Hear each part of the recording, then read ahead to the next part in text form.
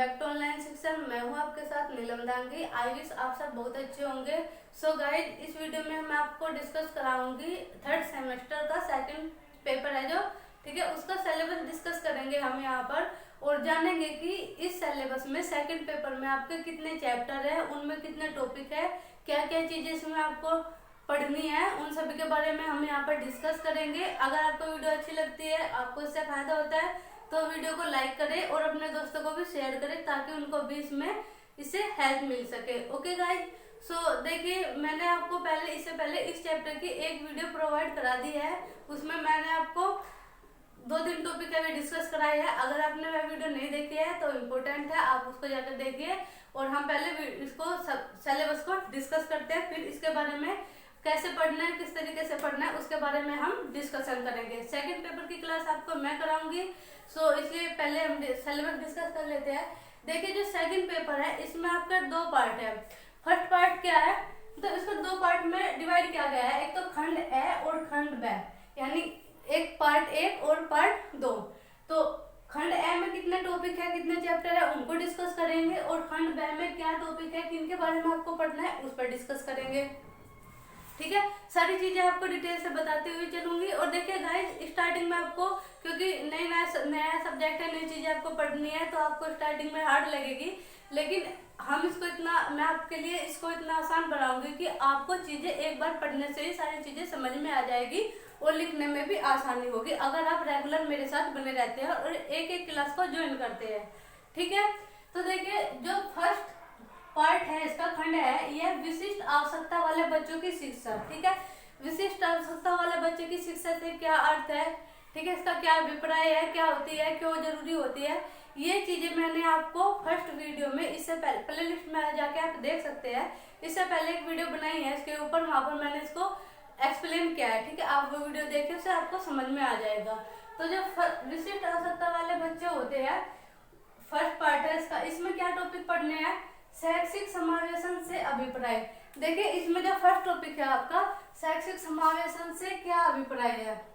सबसे पहले जानेंगे कि शैक्षिक समावेशन क्या होता है। शैक्षिक समावेशन यानी एक बात तो है कि सभी नागरिकों को अपने मौलिक अधिकारों का पता होना चाहिए। ठीक है, मौलिक अधिकारों का उनको पता होना चाहिए और इसके सीखने की भी उनको इच्छा होनी चाहिए। तो शैक्षिक समावेशन यानी सभी को समान अधिकार, शिक्षा के क्षेत्र में सभी को समान अधिकार। ठीक है, शैक्षिक समावेशन से यही अभिप्राय है कि सभी नागरिकों को, सभी बच्चों को शिक्षा में समान अधिकार मिले और तथा उनको अपने अधिकारों का भी ज्ञान हो। और देखिए, इसमें फिर क्या होगा कि शैक्षिक समावेशन से क्या अभिप्राय है, इसके बारे में जानेंगे। इनकी हम पहचान कैसे करें कि शैक्षिक समावेशन, जो समावेशित बच्चे होते हैं, ठीक है, उनकी हम पहचान कैसे करें, तो उनकी पहचान के बारे में जानेंगे। जैसे कोई बच्चा होता है जिसको पढ़ने में दिक्कत होती है, एक ही लाइन को 5-6 बार पढ़ देता है। आपने एक मूवी देखी होगी तारे जमी पर, ठीक है, तो तारे जमी पर एक बच्चा होता है छोटा, उसमें उसको अक्सर उल्टे पुल्टे चमकते हैं। तो ऐसे बच्चों की जो शिक्षा होती है, ऐसे बच्चों के लिए शिक्षा होती है, वे विशिष्ट आवश्यकता वाले बच्चे होते हैं और उनके लिए शैक्षिक समावेशन जरूरी हो जाता है ऐसे बच्चों के लिए। ठीक है, तो इससे आपको इस एग्जांपल से समझ में आया होगा कि शैक्षिक समावेशन क्यों जरूरी है, इनकी हम पहचान कैसे करें। तो जो उस मूवी में बच्चा होता है, तो वो शैक्षिक समावेशन, उसके लिए शैक्षिक समावेशन जरूरी है। उसमें क्या होता है कि उसको 3 लिख दिया, 3 का क्या दिख गया, उसका उल्टा दिख गया, 3 को उसने 6 पढ़ लिया। ठीक है, तो 9 को उसने 6 पढ़ लिया। तो ऐसे उल्टे पुल्टे अक्षर दिखना, सर का सिर लिख दिया, ऐसे।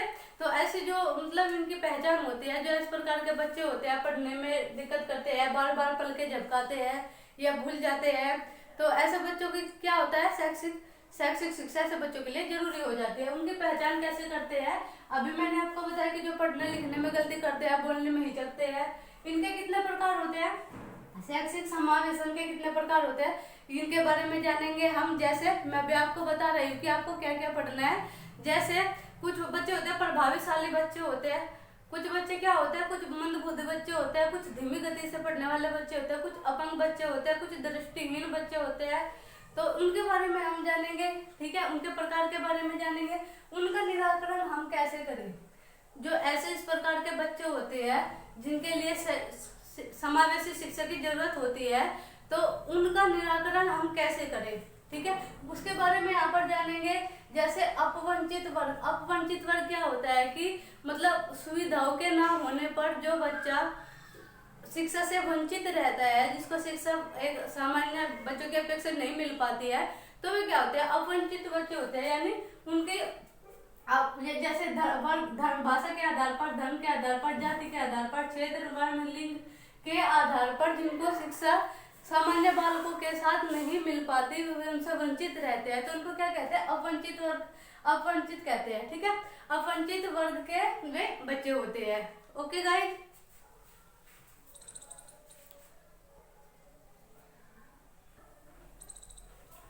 सो आपको समझ में आया होगा। ये चीजें हमें इसमें पढ़ने हैं। जैसे हम पढ़ेंगे अपवंचित वर्ग के बारे में, ठीक है, तो जो मतलब ये होता है कि जो परिस्थिति के अभाव में, विशेष परिस्थिति के अभाव में शिक्षा ग्रहण नहीं कर पाते हैं, ऐसे बच्चों को अपवंचित वर्ग के बच्चे कहते हैं।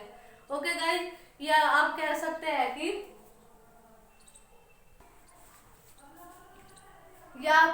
हैं कि सुविधाओं के मतलब सुविधाओं के अभाव में जिनका शारीरिक, मानसिक और आर्थिक रूप से विकास नहीं हो पाता है, या किसी को धर्म के आधार पर, जाति, क्षेत्र, जैसे लिंग के आधार पर ये जो माता पिता की रूढ़िवादी विचारधारा होती है कि नहीं लड़का है या लड़की है, इनके भेदभाव में लड़की को शिक्षा नहीं देनी चाहिए, तो इन्हीं सब चीजों के बारे में हम डिस्कस करेंगे।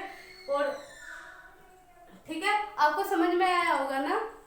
तो अब देखिए हमने क्या जाना, जैसे विशिष्ट आवश्यकता वाले बच्चे होते हैं, शैक्षिक समावेशन से का अभिप्राय, इसके बारे में डिस्कस करेंगे। ये टॉपिक है, इसमें इनकी पहचान कैसे करेंगे, इनके क्या क्या प्रकार होते हैं, अलग अलग बच्चों के बारे में अलग अलग डिस्कस करेंगे। प्रभावशाली बच्चों की क्या पहचान होती है, क्या उनके उद्देश्य होते हैं, क्या हम इनके लिए हेल्प कर सकते हैं, ठीक है, निराकरण हम उनका कैसे कर सकते हैं। अपवंचित वर्गों के बच्चों को, जो अपवंचित वर्ग के बच्चे होते हैं, उनकी शिक्षा हम किस प्रकार से हेल्प कर सकते हैं उनको शिक्षा देने में, ठीक है। तो ये सारी चीजें जानेंगे। जैसे शारीरिक दक्षता, दृष्टिबाधित, कुछ ऐसे स्टूडेंट होते हैं कि जो दृष्टिबाधित होते हैं, ठीक है, श्रवण बाधित होती है, जिनको सुनने में परेशानी होती है, तो उनको हम शिक्षा कैसे देंगे, इन्हीं के बारे में हम डिस्कस करेंगे, ठीक है। ये आपका टॉपिक सारा इसी के बारे में है। अस्थि बाधित, ठीक है, जिनकी हड्डियों में कुछ कमी आती है, अपंग प्रकार के आप कह सकते हैं, इनके बारे में हम डिस्कस करेंगे। तो ये तो हो गया आपको फर्स्ट चैप्टर में इतनी चीजें हम डिस्कस करेंगे। अब आपको चीजें आसान लग रही होगी कि आपको इस सब्जेक्ट में, इस सिलेबस में आपको पढ़ना क्या है और किस तरीके से चीजों को समझना है। ओके गाइस, अब देखिए इसमें देखिए जो सेकंड टॉपिक है, समावेशन के लिए आवश्यक उपकरण, यानी आपको समझ में आया कि समावेशन क्यों जरूरी है, समावेशन से क्या अभिप्राय है, सभी को समान रूप से शिक्षा देने का जो अभिप्राय है समावेशन शिक्षा का, ठीक है। तो उसके लिए हम किन आवश्यक उपकरणों की आवश्यकता होगी, इसके बारे में डिस्कशन करेंगे। सामग्री, विधियां, TLM, ठीक है, इनके बारे में हम डिस्कस करेंगे कि समावेशित बच्चों को शिक्षा देने के लिए किन किन विधियों का हम प्रयोग करेंगे, क्या सामग्री की आवश्यकता होगी, क्या उपकरणों की आवश्यकता होगी, तो इन्हीं के बारे में हम डिस्कस करेंगे टॉपिक वाइज। ये चीजें आपके लिए इतनी आसान बन जाएंगी कि आप एक बार पढ़ोगे ना तो आपको बिल्कुल समझ में आ जाएगी और आप दूसरों को भी पढ़ा सकते हैं। तो ये चीजें आपके लिए इतनी आसान हो जाएगी, हार्ड नहीं है, स्टार्टिंग में हार्ड लगता है, लेकिन आप पढ़ोगे ना तो फिर कोई दिक्कत भी नहीं होगी।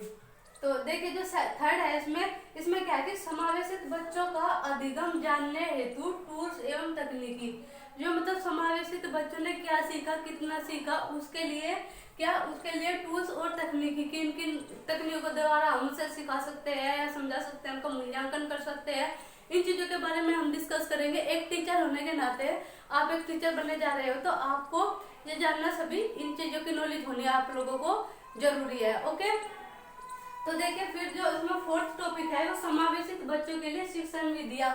समावेशित बच्चों के लिए शिक्षण विधियां, जो इस प्रकार के बच्चे होते हैं, समावेशित शिक्षा को प्राप्त करने वाले बच्चे होते हैं, उनके लिए क्या क्या शिक्षण विधि होनी चाहिए, ये आप लोगों को पता होनी चाहिए। तो इन्हीं के बारे में हम इस चैप्टर में डिस्कस करेंगे, ठीक है, इन सभी चीजों को सीखेंगे। तो देखिए जो आपका फर्स्ट पार्ट है, इसमें ये हमने डिस्कस करा दिया कि आपको क्या पढ़ना है, इस टॉपिक में क्या पढ़ना है, किस तरीके से पढ़ना है, आपको ये सारी चीजें समझ में आ गई होगी। अब देखते हैं इसका जो सेकंड पार्ट है बी, इसको निर्देशन एवं परामर्श, ठीक है, इसका जो सेकंड पार्ट है निर्देशन एवं परामर्श, यानी जो समावेशित बच्चों हेतु निर्देशन एवं परामर्श। निर्देशन एवं परामर्श का क्या अर्थ है, क्या उद्देश्य है, इसके क्या प्रकार है, क्या विद्या, इसकी आवश्यकता क्यों पड़ती है, इसके क्या क्षेत्र है, इन चीजों के बारे में हम डिस्कशन करेंगे। ओके, अब देखते हैं निर्देशन। निर्देशन क्या होता है? निर्देशन एक प्रकार की सहायता होती है। निर्देशन एक प्रकार की सहायता होती है जिसके द्वारा जो है कि छात्र है, व्यक्ति है, वह अपने निर्णय ले सके, निष्कर्ष निकाल सके, अपनी समस्या का समाधान कर सके, अपना शारीरिक मानसिक रूप से विकास कर सके। ऐसी जो निर्देशन के द्वारा हम ऐसी सहायता प्रदान करते हैं। ठीक है, निर्देशन एक इस प्रकार की सहायता है। तो समझ में आया होगा कि आपको निर्देशन पढ़ना है, क्यों पढ़ना है, निर्देशन आखिर है क्या। और परामर्श भी एक सहायता है। परामर्श से कि कोई आदमी है, कोई समस्या है, हम उसको परामर्श या सलाह दे सकते हैं ताकि उसके व्यवहार में परिवर्तन हो और वो अपना विकास कर सके। ठीक है, तो ये चीजें हैं, निर्देशन है और परामर्श है। तो इसके क्या अर्थ है, निर्देशन के क्या अर्थ है, निर्देशन के क्या उद्देश्य है, क्यों इसकी आवश्यकता पड़ती है, क्या इसके कार्य क्षेत्र है, इन चीजों के बारे में हम डिस्कस करेंगे। और ये जो सिलेबस है, इन्हीं टॉपिक से आपके एग्जाम में क्या होता है कि आपके एग्जाम में इन्हीं टॉपिक से क्वेश्चंस आते हैं, इससे बाहर कुछ भी नहीं आता आपके एग्जाम में। तो ये एक एक टॉपिक हम इतने इसी तरीके से क्लियर करेंगे। आपको अभी समझ में आ रहा होगा कितना इजी सा लग रहा है आप लोगों को कि निर्देशन के क्या उद्देश्य है, क्या अर्थ है, तो इसके कैसे प्रकार है, इसके क्या विधियां, क्या आवश्यकता पड़ती है। तो ये वाला टॉपिक है फर्स्ट टॉपिक इसमें। चैप्टर सेकंड हो गया। सेकंड क्या है कि परामर्श देने वाली विभाग एवं संस्थाएं। ठीक है, परामर्श देने वाले विभाग एवं संस्थाएं। तो जो ये परामर्श देने वाले विभाग संस्थाएं होते हैं, देखिए बहुत सारी सुविधाएं सरकार ने दी है। जैसे ये है प्राथमिक विद्यालय है, ये तो जैसे चिकित्सा क्षेत्र है, बहुत सारी योजनाएं सरकार बनाती है ताकि बच्चों को हेल्प मिल सके, उन्हें शिक्षा दे सके। अपंग बालकों के लिए भी बहुत सारे विद्यालय चिकित्सा खोले गए हैं। तो ये जो संस्थाएं हैं, ठीक है, परामर्श देने वाली संस्थाएं के बारे में हम जानेंगे। जैसे मनोविज्ञानशाला उत्तर प्रदेश इलाहाबाद, मंडलीय मनोविज्ञान क्षेत्र यानी मंडल स्तर पर जो जिला चिकित्सक है, जिला शिक्षा एवं परिषद संस्थान में प्रशिक्षित डायट मेंटर। ठीक है, इनके बारे में हम जानेंगे। ये क्या है, पर्यवेक्षण निरीक्षण तंत्र एवं तंत्र। ठीक है, इसके बारे में हम जानेंगे। समुदाय एवं विद्यालय में जो सहयोगी समिति होती है, समुदाय एवं विद्यालय में जो सहयोगी समिति होती है, इनके बारे में जानेंगे। इनके क्या कार्य है, इनके क्या उद्देश्य है, ठीक है, ये क्या क्या सलाह देती है अपनी, कैसे ये अपना कार्य करते हैं। तो इन चीजों के बारे में हम इस चैप्टर में जानेंगे। तो आपको इसकी कल से रेगुलर क्लास ज्वाइन करनी है, आपको इसकी रोजाना क्लास मिला करेगी आपको। ओके गाइस,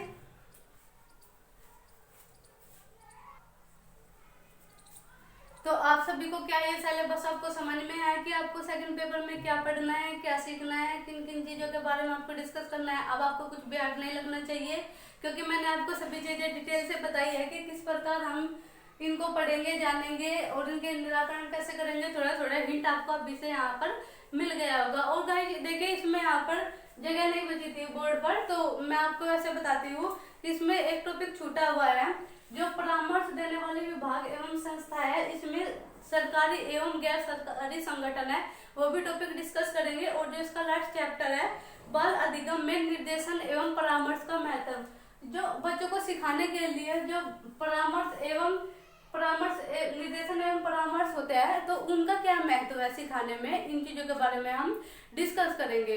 ओके गाइस, अगर आपको इससे हेल्प मिलती है तो आप इस वीडियो को शेयर कीजिए, अपने दोस्तों को भी बताइए। ओके गाइस,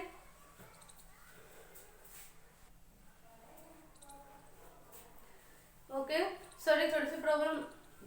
तो आप लोगों को ये समझ में आया। और देखिए, आप अपनी राय भी दे सकते हैं, कमेंट बॉक्स में आप अपनी राय भी दे सकते हैं। ठीक है, कि आपको किस तरीके से पढ़ना है। अगर आपको कुछ चीजें समझ में नहीं आई है, कमेंट बॉक्स में आप बता सकते हैं। ठीक है, उसका सोल्यूशन आपको मिल जाएगा। ओके गाइस, तो आप एक बार इसका स्क्रीनशॉट ले लीजिए। मैं साइड को हो जाती हूँ, अब इसका स्क्रीनशॉट ले लीजिएगा और अपने दोस्तों को भी शेयर कीजिएगा और लाइक भी जरूर कीजिएगा, क्योंकि आप लाइक करते हैं और जो पॉजिटिव कमेंट्स करते हैं वही उसी से हम लोगों को क्या मिलता है, सपोर्ट मिलता है। ओके गाइस, तो thanks for watching and take care. और पढ़ते रहिए और हमारे साथ आप रेगुलर बने रहिए। ओके गाइस, आप इसका स्क्रीनशॉट लें।